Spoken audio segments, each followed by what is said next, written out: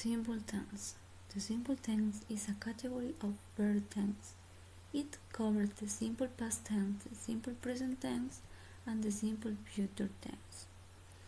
The three simple tense are used to describe action without specifically stating whether the action are completed or ongoing. Be aware that the simple present, despite its name, it's not always about activities in the present.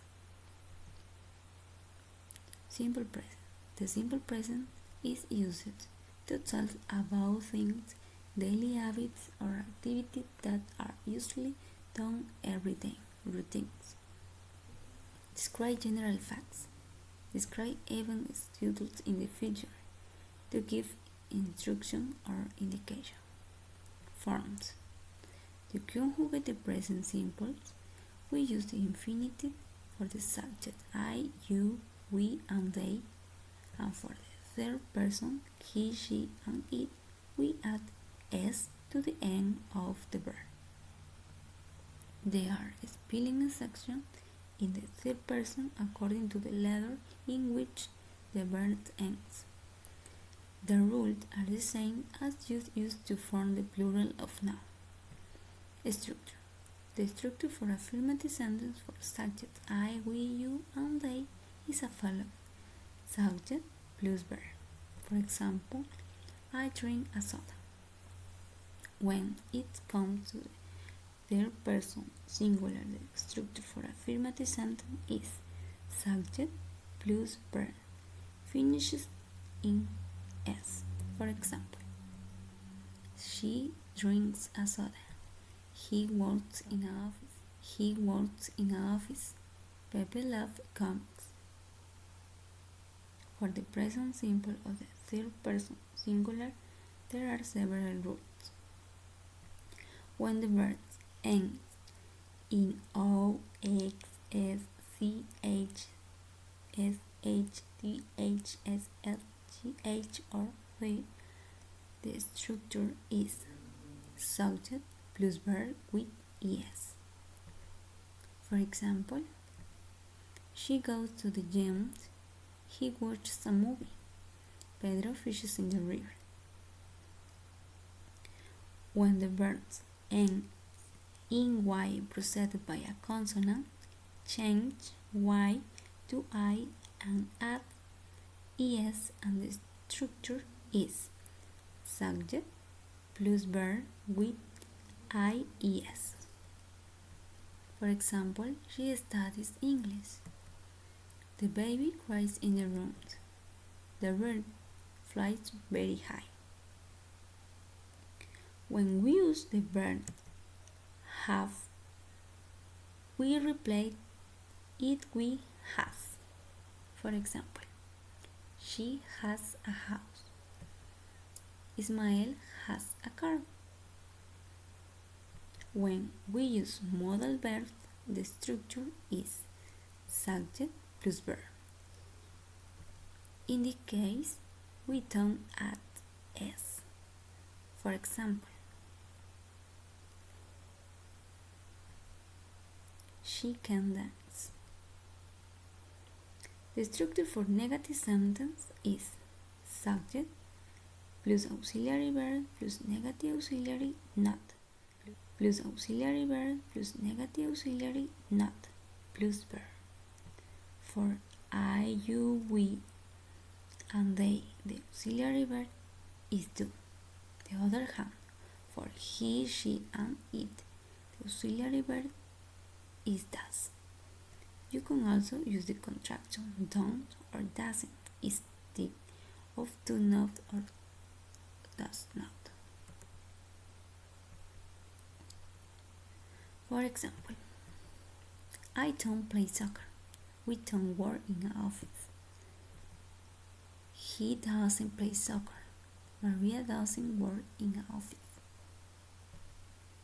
The structure for yes or no question is auxiliary verb do plus subject plus main verb with question mark. For the third person singular, the auxiliary verb is does. For example, Do they eat meat? Yes, they do. Or no, they don't. Does he eat meat? Yes, he does. Or no, he doesn't. The structure for the information question is the same as the previous structure but adding the WH words. For example, where does she eat on weekends? She eats at grandma's house. When does she read? On Saturday. Grammar rules for simple past tense. The simple past tense is a verb tense that is used to talk about things that happened or exist before now.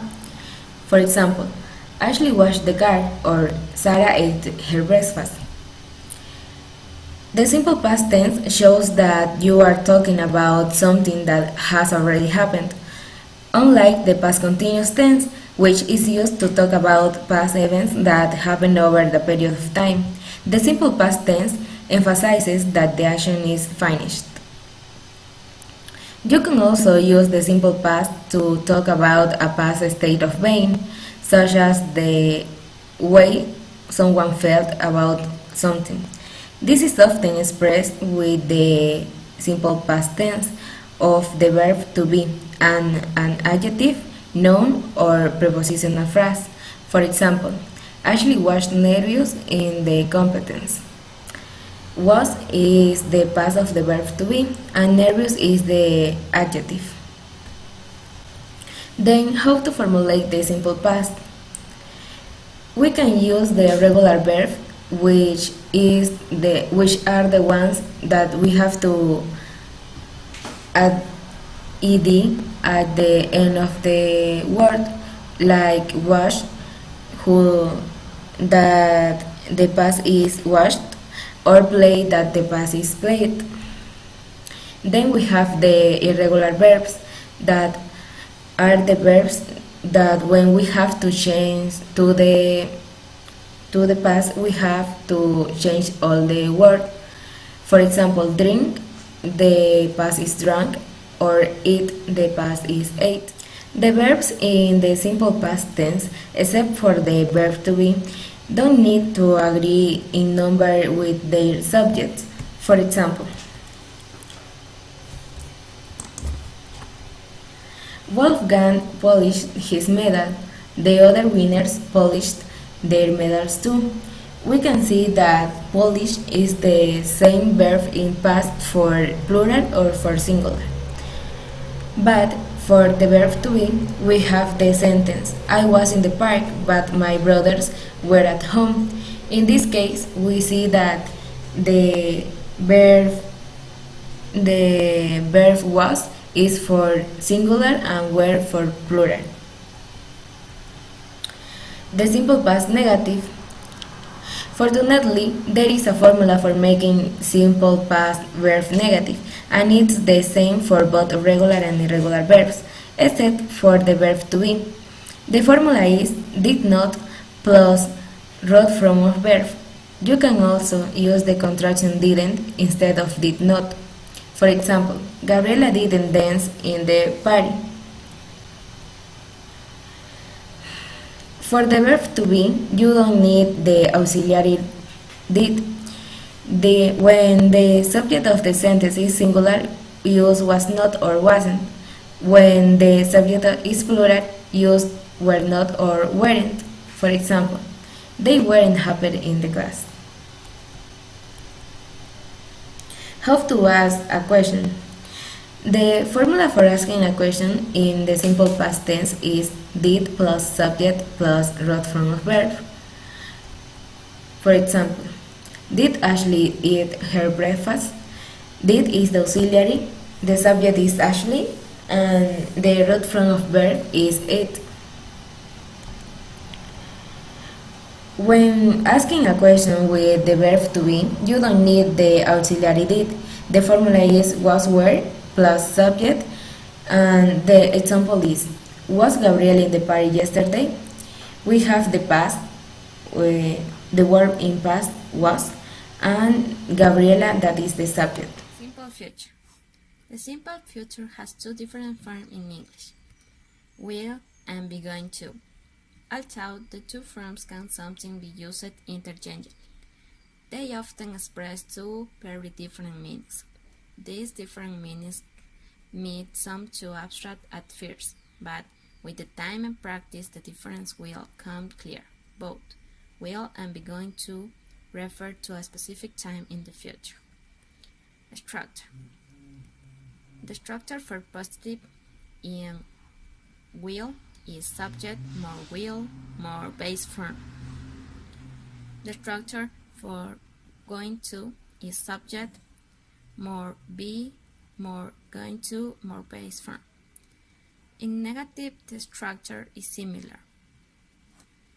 Subject, more will, more not, more base form. The contraction for will and not is won't. And negative for be going to is subject, more be, more not, more going to, more base form.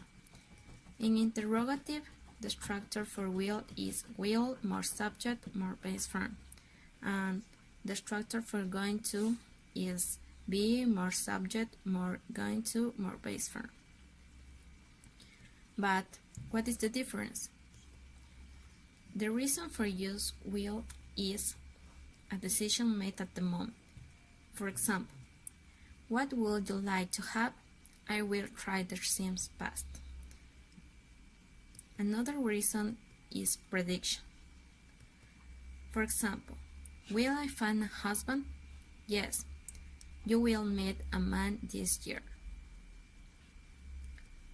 Another reason is promise. For example, I promise I will love you forever. Will you marry me? Oh my, yes, I will. In the first sentences, we can see the use of will for promise, and in the second sentences, we use will for a decision made at the moment.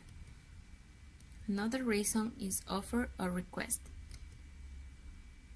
Request in the first sentences. Will you help me with my homework? In the second sentences, we can see the offer. I will help you with your homework. Another reason is threat, with first condition. For example, if you are late for work one more time, I will fire you. In most other situations, you should use be going to. For example, in the future plans made in the past. What are you going to do this summer? I'm going to play video games. The present continuous can be used to talk about the future if a future time is mentioned other than prior. For example, I'm eating dinner with some friends tonight. This sentence is in future, but if tonight were not the sentences, would be in present continuous. The present continuous can replace going to, but can't replace will.